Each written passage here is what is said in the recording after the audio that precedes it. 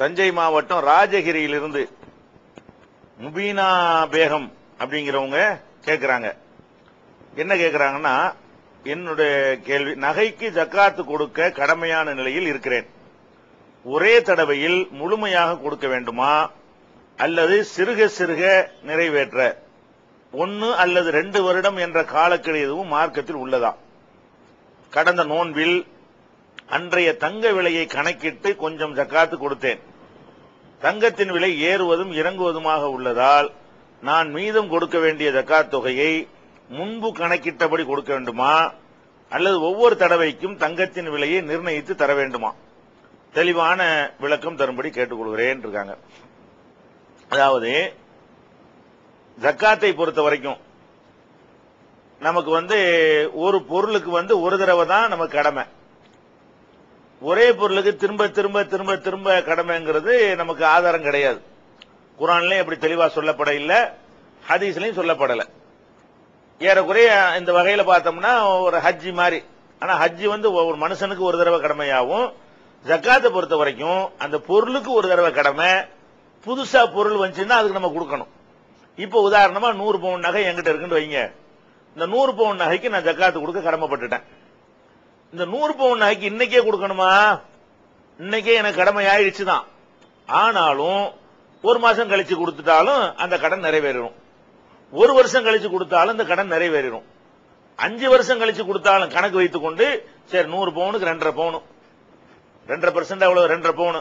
அப்ப 100 பவுன் நகை மட்டும் இருக்குது, 2.5 பவுன் ஜக்காத்துன்னு எடுத்து வச்சுட்டு அந்த 2.5 பவுனை நீங்க அரை பவுனாக 5 தடவை கொடுத்தாலும் ஓகே தான், அல்லது 3 வருஷம் கழிச்சு நீங்க கொடுத்தாலும் ஓகே தான்.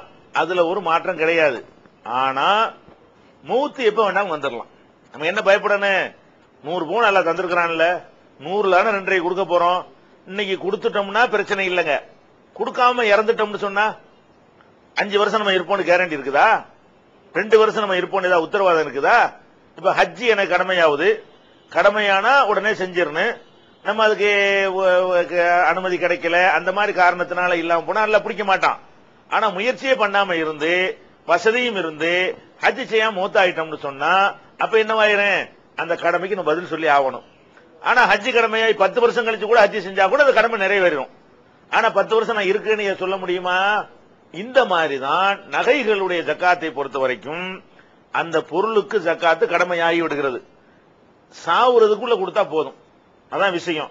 ஆனா சாவுறது எப்ப நமக்கு தெரியாத காரணத்தினால எவ்வளவு சீக்கிரமா கொடுத்துறோமோ அவ்வளவு நல்லது. நம்ம 25 வருஷம் இருப்போம் நினைச்சு கேரண்டி இருந்தா வருஷத்துக்கு கொஞ்சம் கொஞ்சமா கொடுத்து கணிக்கலாம். நம்ம இருக்க மாட்டோம், இருக்கிறது உறுதி இல்லைங்கும்போது என்ன செய்வீங்க? இது ஒரு விஷயம். சிறுக சிறுக கொடுக்கறது தப்புலாம் கிடையாது. அடுத்து என்னன்னு கேட்டா, எப்படி கொடுக்கிறது அப்படின்னு கேட்கிறாங்க.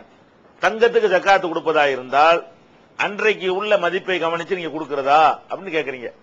உதாரணத்துக்கு 100 பவுனையும் உதாரணத்துக்கு நான் வச்சுக்கிறேன். 100 பவுன் நகை இருக்கிறது. இந்த 100 பவுன் நகையில நீங்க கொடுக்க வேண்டியது 2.5 பவுன். அதை குறிச்சு வச்சிருங்க. நகையா வைத்திருக்கக்கூடியவர்கள் என்ன செய்யணும்? நம்ம இடத்துல இத்தனாம் தேதி இருந்தது ஜனவரி மாசம் 2009ஆம் ஆண்டுல என்னிடத்துல இருந்த நகை 100 பவுன், அதற்கான ஜக்காத் 2.5 பவுன் குறிச்சிட்டீங்க. குடிச்சிட்டு நீங்க என்ன செய்யறீங்கன்னா அரை பவுனுக்கு ஜக்காத்தை கொடுக்குறீங்க. அரை பவுன் நகையை வேண்டாலும் கொடுக்குறீங்க, அல்ல அரை பவுனுடைய விலையை வேண்டாலும் கொடுக்குறீங்க. கொடுத்துட்டீங்கன்னு சொன்னா இன்னும் நீங்கள் 2 பவுன் கொடுக்க வேண்டி இருக்கிறது. இந்த 2 பவுன் விலை ஏறினாலும் சரி இறங்கினாலும் சரி என்னைக்கு கொடுக்குறீங்களோ அன்னைக்கு உள்ள 2 பவுனுடைய விலையை தான் நீங்க கொடுக்கணும். ஏன்னா நகைக்கு நகைன்னு கொடுக்கும் பொழுது 2.5 பவுன் நீங்க ஜக்காத்து கொடுக்க கடமைப்பட்டால் அரை பவுன் கொடுத்து விட்டீர்களே, ஆனால் இன்னொரு 2 பவுன் உங்க தலையில நிக்குது. இந்த 2 பவுன் பவுன் 1000 ரூபாயா போச்சாலும் 2000 ரூபாய்க்கு 2 பவுன் வாங்கி கொடுத்துருங்க. பவுன் 10,000 ரூபாய் போனாலும் சரி 20,000 ரூபாய்க்கு கொடுத்துருங்க. அந்த மாதிரி நம்ம என்ன செய்யணும்?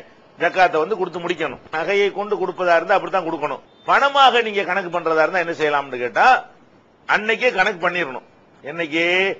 என்றைக்கு நீங்க ஜக்காத்து கடமை விளங்குறீங்களோ 100 பவுன் நகை, இந்த 100 பவுன் நகைக்கு இவ்வளவு ரூபாய் அப்படின்னு சொல்லி நீங்களா ஒரு கணக்கு போட்டு இத்தனை ரூபாய் எங்க இடத்துல இருக்குது அப்படின்னு முடிவெடுத்து வைத்துக்கொண்டு ரூபாய்க்கு உரிய ஜக்காத்து என்ற கணக்கில் கொடுத்தீர்களே, ஆனால் அது நகை ஏறினாலும் சரி இறங்கினாலும் சரி அந்த ரூபாய் கொடுத்துடணும். அப்ப நம்ம எப்படி தீர்மானிக்கிறோமோ அதுக்கு தகுந்த மாதிரி கொடுத்துடணும். நகையா இருக்கிற வரைக்கும் என்னைக்கு நீங்க நகையாக வைத்திருக்கிற வரைக்கும் நீங்க என்ன செய்யணும், நகைக்கு உரிய ஜக்காத்து நகையிலிருந்து 2.5% எடுத்து வச்சிடணும். எடுத்து வைக்க முடியலன்னா குறிச்சு வச்சுக்கணும். 90 பவுன் இருக்கிறது, 90 பவுனுக்கு 2.5 பவுன், இந்த மாதிரி உள்ள 2.25 பவுனா 2 பவுன் ஜக்காத்து வரும். இந்த ஜக்காத்துல நான் காப்பவுன் இன்னைக்கு கொடுப்பேன், அடுத்த மாசம் ஒரு காப்பவுன் கொடுப்பேன், அடுத்த மாசம் காப்பவுன் கொடுப்பேன். காப்பவுனா வாங்கி கொடுத்தாலும் அல்ஹம்துலில்லாஹ் கடன் நிறைவேறிடும். ஆனா மூத்தா போயிட்டீங்கன்னா அந்த கடனாலேயே நீங்க போயிருவீங்க, அல்லாட்ட மாட்டிக்கிருவீங்க. சீக்கிரம் கொடுக்க பாருங்க. இந்த மாதிரி செஞ்சு கொண்டா ஒரு இழப்பும் வராது.